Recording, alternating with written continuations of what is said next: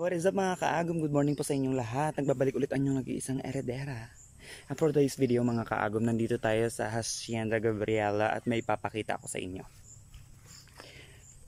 Okay, so alam nyo ba kung anong tawag sa mga maliliit na baging na ito?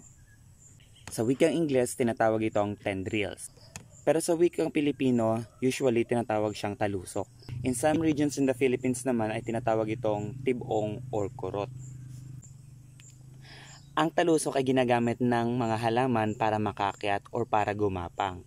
Usually, ginagamit din nila ito para hindi sila malaglag o matangay ng malakas na hangin.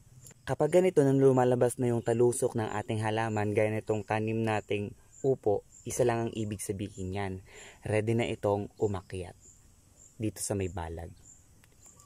Usually, ang mga ganitong klase ng halaman ay nilalagyan natin ng balag or pala-pala at doon sila aakyat.